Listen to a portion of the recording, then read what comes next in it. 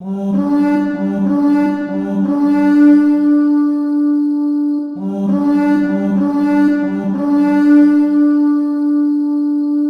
my brothers and sisters of the Order, welcome back to the Order. I'm Celtic Templar, and welcome back to another Historian Reacts type video. And today, y'all, we're actually going to be taking a look at Saving Private Ryan Part 2, between pretty much the areas of, well, pretty much right in a small village, up until we reached, technically, before, before the final battle, which the final battle would be Part 3. Now, I want to put this out here. We will be covering pretty much everything from historical inaccuracies or whatever they got right and wrong. So, why don't we go and get into it, shall we? Also, I want to point out here in this type of scene, apparently, I don't know why, but apparently they have a general in charge of finding a guy. Here's the thing, he's a commanding officer. He's has bigger responsibilities than doing that. In fact, the one who should actually be doing this is an NCO, or pretty much from around a captain, or maybe a colonel mostly, is to be the highest rank, to be looking into this. So, yeah. And as well, I want to put this out here, the storyline was actually based on a sergeant in the 101st Airborne, not a private. But there is a major inaccuracy there, but I'll get to that very soon, probably in Part 3. But anyways, why don't we get right into this part, shall we? Okay, right there. I want to put this out here. I don't know if y'all saw that, but apparently they were doing the arm length like this to have a bit of distance.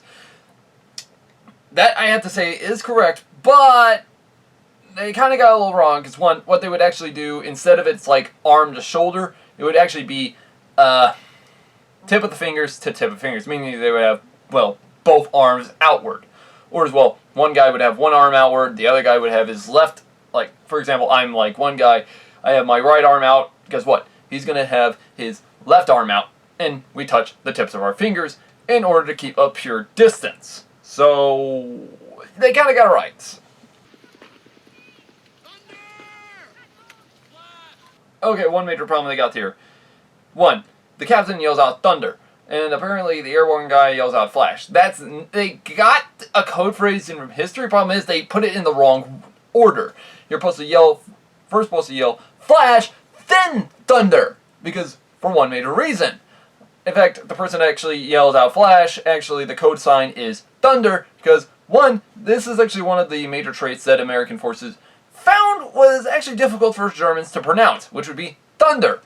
Like, for example, I'm saying thunder very easily.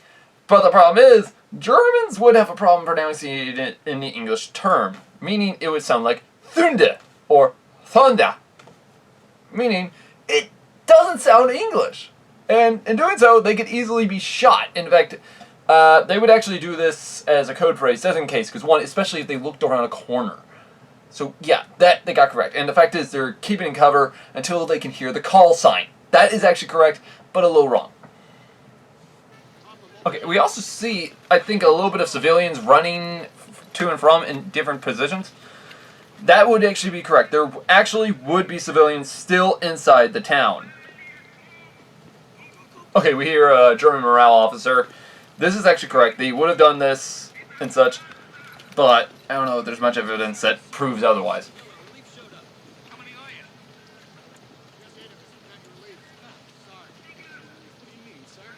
Also, to the fact I want to put out here, these guys have been running around rather than Willis Jeeps.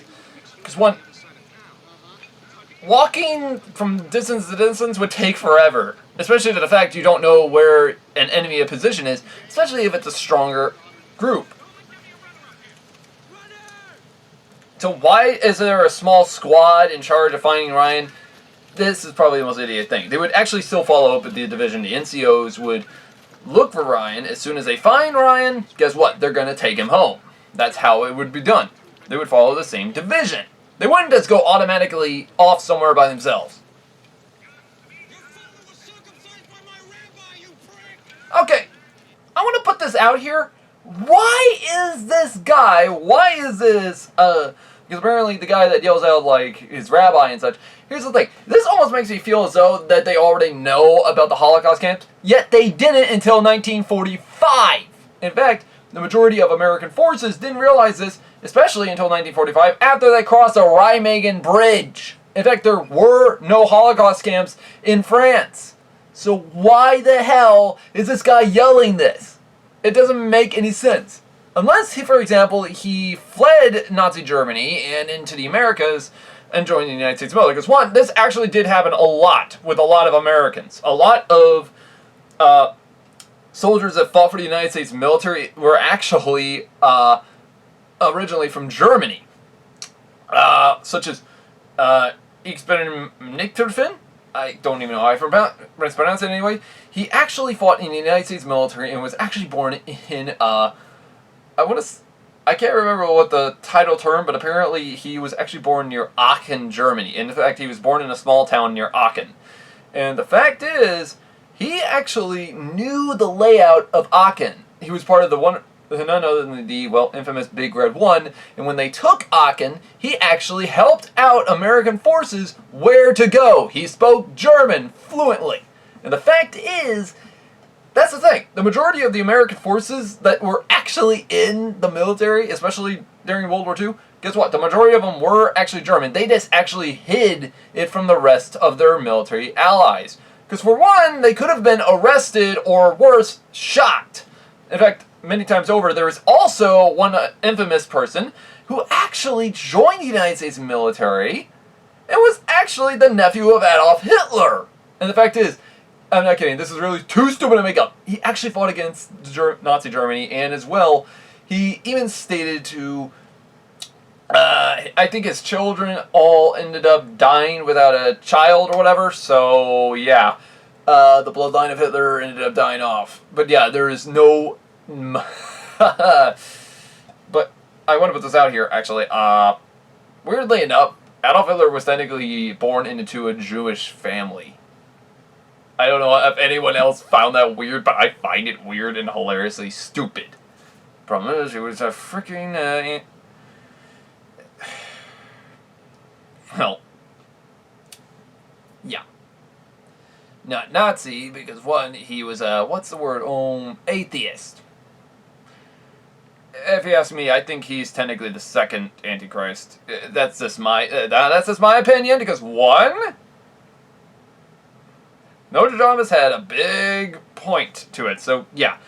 But yeah, these guys, like, literally, we should not be hearing them yelling out anything about, like, this is so stupid, because I actually pointed this out in part 1. So, yeah. Okay, I want to put this out here. This guy's actually taking a little girl away from her family. Here's the thing. American forces were told not to do this. This is not what they're supposed to do.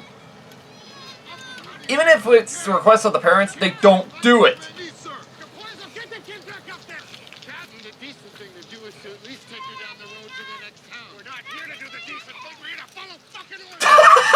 I want to put this out here. That is actually correctly accurate. Because one, they're there to do a job. They have no other option but to follow their orders. But the problem is, this idiot is just taking the girl down, but the fact is, they shouldn't be doing that. And also, where the freaking hell is the French resistance?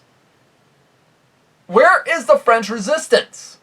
I don't see them anywhere in here. Because one, there are civilians, but there should be also resistance helping out the airborne units. I don't see that. Why? Okay, sniper shot the corporal.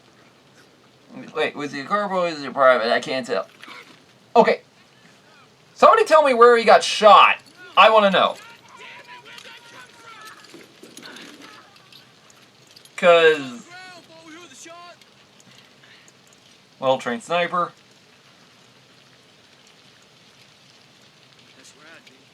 That was our obvious place where any type of sniper would actually be. 450 yards, Captain, maybe shade under. I wouldn't venture out there, fellas. The sniper's got talent.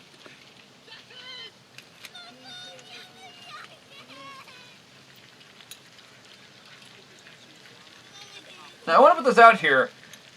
Snipers would do this. They would actually shoot a certain person in order to keep them, well, pin down the rest, or as well get somebody to charge out there and save their buddy. So they kind of got that accurate with this.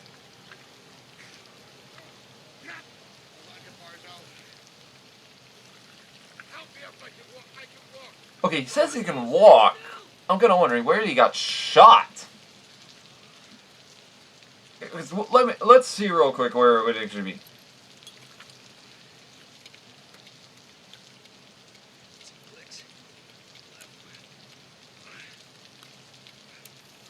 Okay, let's stop right here real quick. I want to put this out here. Where the hell did he get shot? Because he said he can walk. I'm thinking he might have gotten shot in his shoulder blade in his right arm. Because, one, he's not moving his right arm the entire time. So I'm thinking he got shot somewhere around there. Somewhere probably around this location, maybe. Because, one, we don't see an exit wound. So that means I probably got hit the bone. But yeah, to the fact, it's kind of accurate to how the snipers do work.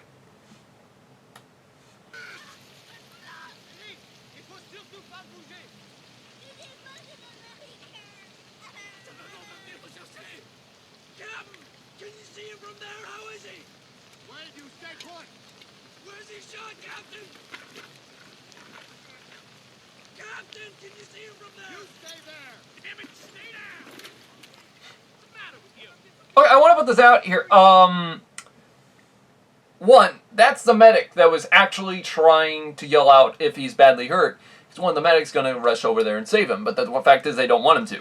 Weird thing is, though, medics, underneath the Geneva Convention, even German snipers did not shoot medics for one major reason. It went against the Geneva Convention. And if they were found out, even the German officers and higher-ups would have this man, the sniper, executed if he even shoots the sniper. Japanese, on the other hand, didn't follow that type of protocol. They actually just shot the medics, which is why many medics actually started carrying rifles and such, and as well even took the insignias off their helmets. I think he actually has his insignia on his said helmet. Yep, there it is.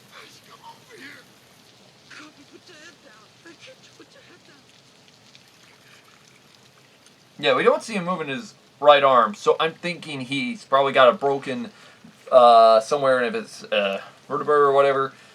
That's probably keeping him from using that arm.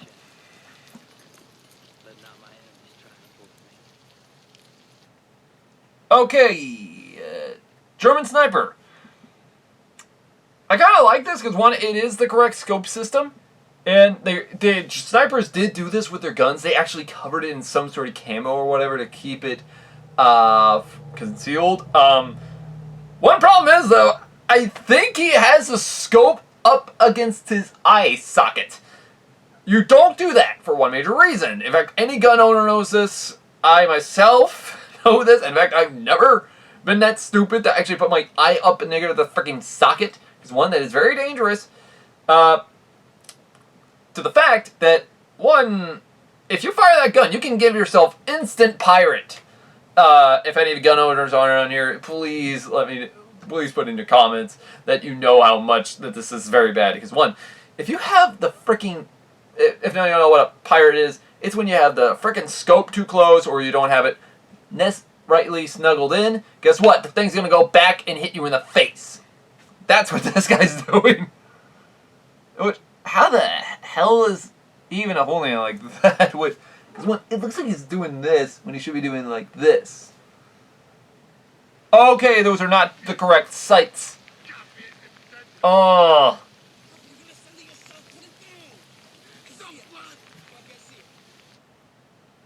Oh, yeah. Perfect sight. Like, literally. As I said, he's not supposed to do this with it freaking up against your socket. How the hell did he put in his buttstock on? Because when the recoil from a Kar 98K is kind of heavy. So, and the fact is, with that recoil, he's going to end up giving himself, instead of instant pirate, he's going to lose his eyeball. Oh, just, even a rubber, like, even with a rubber piece on the back end, I don't think that would end up stopping it. So, yeah.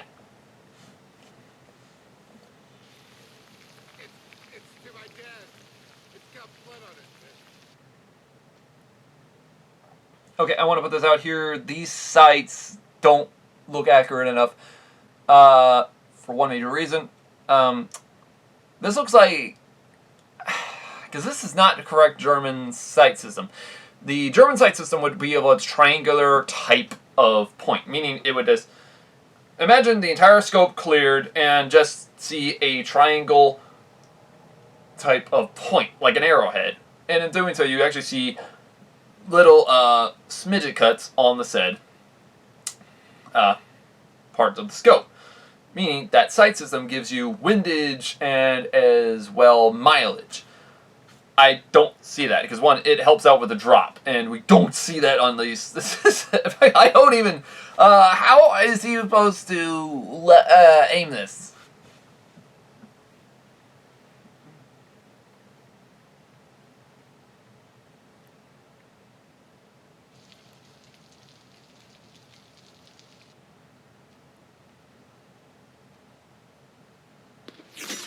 Oh! I want to tell you this.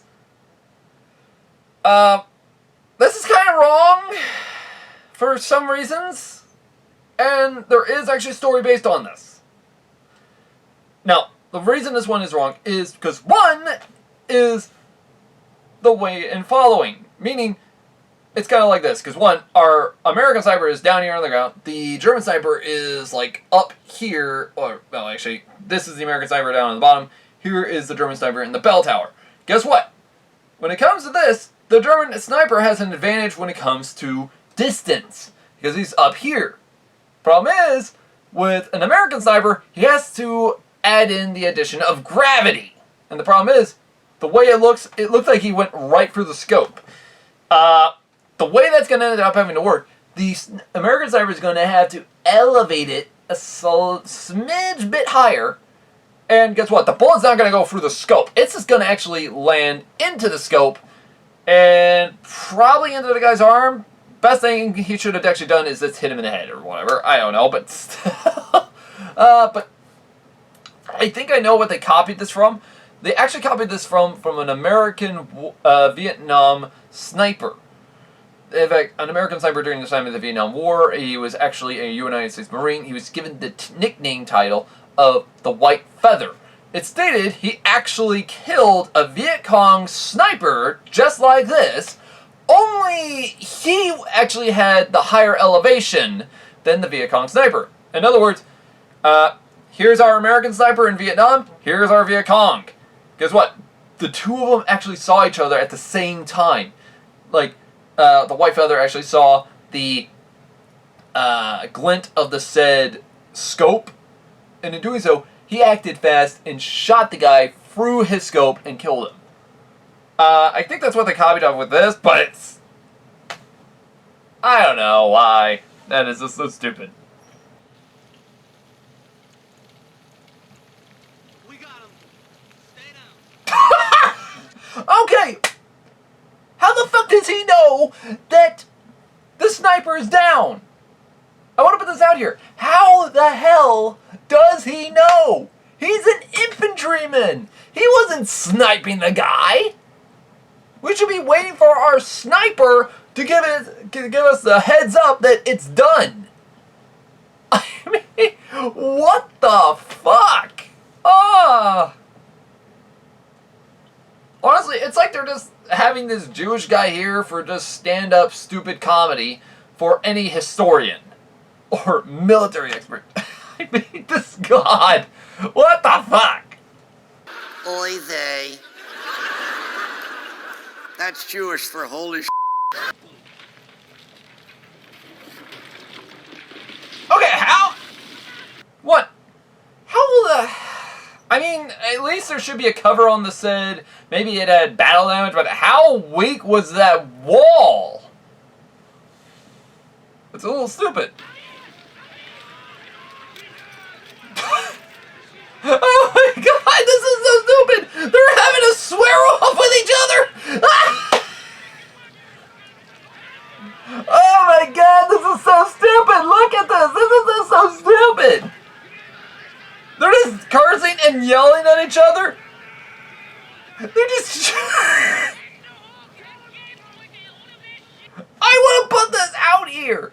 This is so stupid. Why the freaking hell are they yelling at each other, knowing to the fact that one, they are pointing the same guns at each other? Because one, it's like this. Put yourself in their shoes. Would you be yelling at them and telling them to drop it, or would you be shooting them immediately? Because one, if I see, for example, somebody breaking into my house or whatever, and I have my gun and he has a gun pointing at me, I'm not going to go and do a swear-off with him. I'm going to put a couple of rounds in his ass. The problem is, this is so stupid. Why do they have them yelling at each other? Did they run out of ideas? Oh my God, Spielberg, you're just, Oy vey. That's Jewish for holy sh**. I want to put this out here. There is no reason for this. There's one. Literally, if you see a guy with a gun pointing at you and you have your own gun drawn on him, guess what? You're going to have to shoot. In fact, what do you think cops do when they see somebody pulling out a gun? Do they get in a swear-off? No! They shoot the guy in his hands or whatever. The same goes for any American soldier or any soldier on the front lines. You see some guy pointing a gun at you? Guess what? You gotta point up first and shoot him. You don't yell at him. This is the most dumbest thing I could ever understand. Because one, I can actually point this out here. The airborne unit, guess what?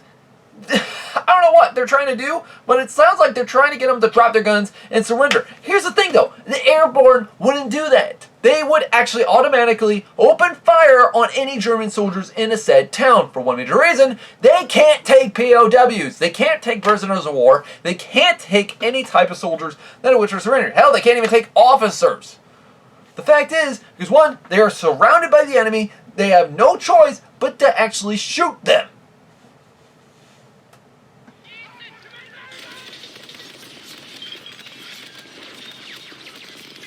Thank you!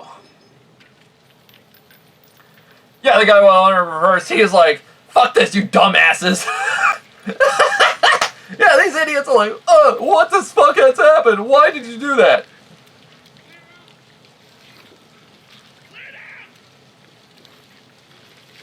I want to put this out here also. The 82nd Airborne should have known to actually open fire.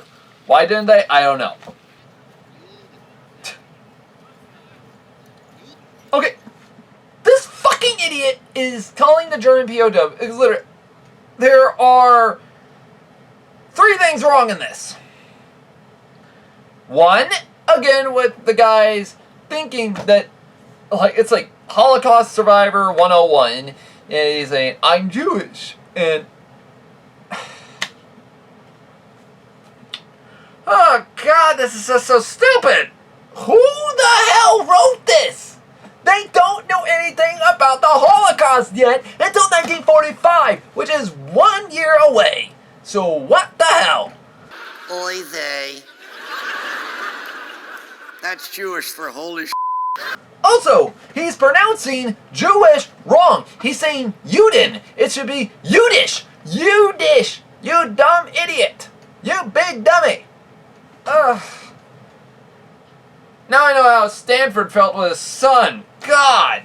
Also, I want to know why the hell the paratroopers are taking German prisoners. I just said that like literally, this is so stupid. I just said this. Paratroopers did not take prisoners of war until they actually could get Allied forces. Because one, if they don't have a base of operations, they don't have anywhere to take these guys. And the fact is, I don't think these guys know how to actually operate a war. Because one major thing could happen. Now, I hear maybe you already saying, oh, but Templar, what if the guy surrenders? Well, for one, the two option limit. One, you either let them run off, or you shoot them. Now, you maybe are saying, Templar, isn't it a war crime? Actually, for the airborne, they had their limits. Because one, they had no option to take prisoners. In fact, they can easily be seen pretty much in Market Garden, Operation Husky, Operation Neptune. Pretty much in any paratrooper operation, you don't take prisoners of war. Because one, it could actually cause you problems in the long run. For example, what if the enemy comes back with another division? And in doing so, guess what? You got prisoners, and guess what? If they hear their buddies are on the other side, guess what? They're going to end up attacking you. You need to actually take a couple of paratroopers and actually have them stationed around the prisoners. And apparently in this scene, you have more than a few hundred German POWs, which makes no damn sense. Why the hell do they need that many prisoners? In fact, they shouldn't have any. Oh my god, there's no meaning for this scene. Okay, now we're gonna get into the most dumbest scene I can ever understand. Well, one of the dumbest. Apparently, the captain ends up wanting his boys to end up attacking a German stationary target, when the fact is, their mission is not to do this. It is to avoid conflict all entirely, to get Ryan and get him the fuck out. No fool around, and don't take any unnecessary casualties. Which one? They just took one! And in this scene, they apparently lose a medic because of the idiot captain's idea of a frontal charge. Here's what now I want to put this out here. We'll see on I'll show you how bad this is with their stupid frontal charge attack, and I'll show you what they really should have done. So you'll see how bad this is. Okay, they're becoming light as possible. That's understandable. But I don't know why the medic's gonna go, because, one, there's no reason for him to.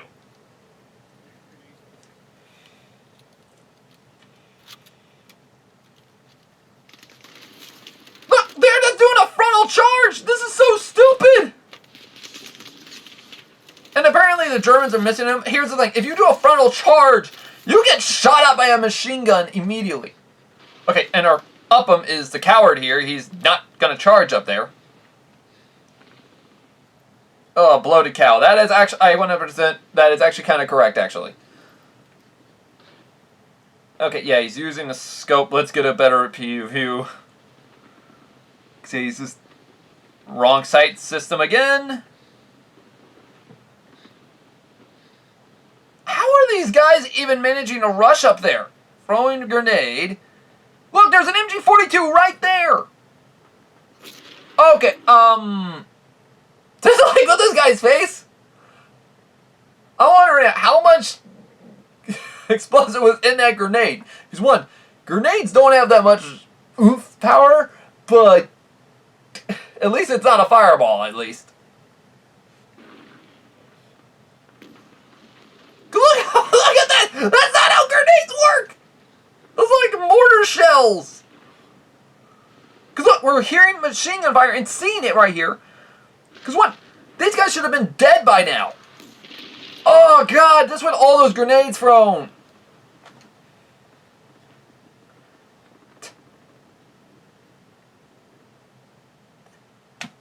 I want to put this out here. That is the most dumbest ideal tactic any idiot commander could ever do. For one major reason. You're doing a frontal charge into an enemy position that's well dug in, right in front of a machine gun, an MG42 no less, and you think it's a good idea to do that. Who made this guy a captain? There is no reason for you to do that. Because, one, you're supposed to avoid it at all costs in the first place, and secondly, you're coming up with the most dumbest tactic I ever see. In fact, let's view on what I would have done. Shall we? Okay, now I tried my best to do the entire layout. Now, I want to put this out here. This is actually how it should have gone. Instead of doing the entire frontal charge in the German lines, what they should have done is the following. The captain should have actually taken himself, the sergeant, and as well the BAR gunner, and as well the other soldier, pretty much to follow up around over towards here. In doing so, the sniper, our sniper here, ends up waiting for the signal, which would be the BAR gunner, or as well the suppressing fire of the rest of these four men, while the medic and Upham stay behind. In doing so, Now, people wonder what the hell are all these weird dots here. Those are all the dead cows and craters. So yeah. In doing so, as soon as the MG fire starts, like from the BAR gunner starts opening fire onto this position, guess what? Our sniper has a wide range of sniping. In other words, every time a German machine gunner gets on his machine gun or something like that, guess what? He's taken out. He's taken out. He's taken out. All the while, the BAR gunner is firing off on. In other words, one of these BAR gunners, he's opening fire with, well, covering fire, while the other three are moving towards any type of cover they can find. As soon as they get close enough, for example, they start lobbing grenades like we see in the film. In doing so, this guy's killed, this guy's killed, this guy's killed, this guy's killed. Then they all rush in and take them out, clearing off any last remaining German survivors. Ergo, meaning no one of the American soldiers had to die. Now, I hope you all understand from that little point I just put out there. Here's the thing. These guys could have avoided the entire thing just by flanking the fucking machine gun and having a freaking sniper fire on the machine gun while there's, like, say, a light machine gun from the BAR giving a suppressing fire while the squad moves up. And as well, also when the medic and Upham here, the coward, ends up avoiding getting even shot in the first place. Because you know why? Apparently, the medic gets shot. I want to put this out here. There's no meaning for this. There's no meaning to how stupid this guy is. You dummy!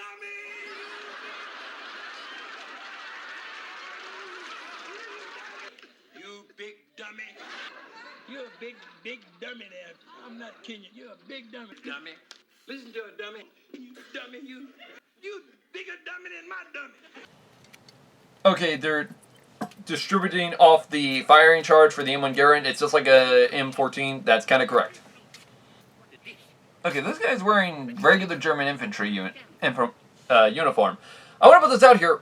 This will come clear very soon in the next part 3. Okay, we're thinking it's going to be a firing squad. But no. Look at this. He's telling them to have the German walk away.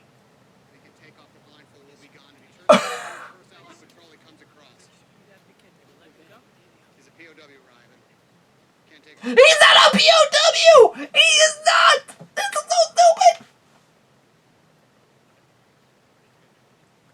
They're letting him walk away. I want to put this out here. What is the fucking purpose of letting this guy go? Nothing but an idiot plot twist at the end of the film. If any of you have ever seen this, will understand my point in part 3. Because one, this guy is dressed in regular German uniform, and that would also come back later. And the fact is, the fucking captain lets this guy go, tells him to walk forward, and have him take off the blindfold after a while. Here's the thing. What's this guy's ideal stupidity or whatever? Because one, if the German, I think he told him about some such and such miles. Here's the thing. As soon as the German realizes he can't hear these guys anymore or whatever, guess what? He's going to take off his blindfold and end up running the opposite direction. This captain is retarded as hell. Who made this guy a captain? Because one, there is no purpose to this. There was no purpose for allowing this. Because one, the guy is pretty much an enemy. You don't let the enemy just walk off like this. Now, I hear many people already saying, oh, but Templar, didn't you say this about the paratroopers, that they would do this? Yes and no. But the thing is, at least the paratroopers actually took care of their problems, unlike this. Because one, the paratroopers did that because one, they were already surrounded. These idiots, they're just fucking around. You dummy!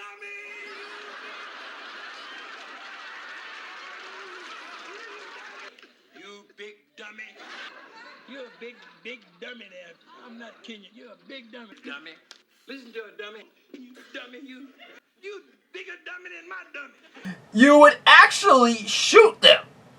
They wouldn't take the prisoner. They would actually shoot them immediately soon after the job was done. Now, I hear many people already saying, Timbar, isn't that a war crime? You would be surprised on how many people actually did this on either side. The weird thing is, if you couldn't take prisoners of war, guess what? Because one, this was not their main objective. In fact, this was never their objective in the first place. And in doing so, they lost one of their buddies. And this is what was really stupid. They let the enemy go in every way. Like, literally, the German army could be this direction, the same way he's walking, and they wouldn't know about it.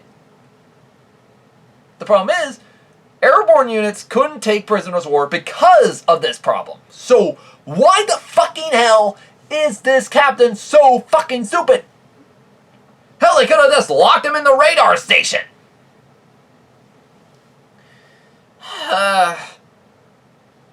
This entire part 2 is just sheer stupidity. Soon after as soon after we get to the wall scene, we just get dumber and dumber and dumber, apparently. So why? But do you think part 2 was bad? Wait till you see part 3, how stupid that part is, and you'll see why. Oh, God. I need to wash this out of my brain. God.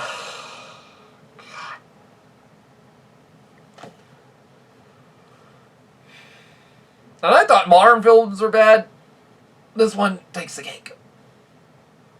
But anyways, guys, if you found anything else I missed that was so bad in this, let me know in the comments below. Like and subscribe, and as well, click that bell button for notifications when the next video comes up. But if any of y'all have any ideas on other Historian Reacts videos, please let me know in the comments below.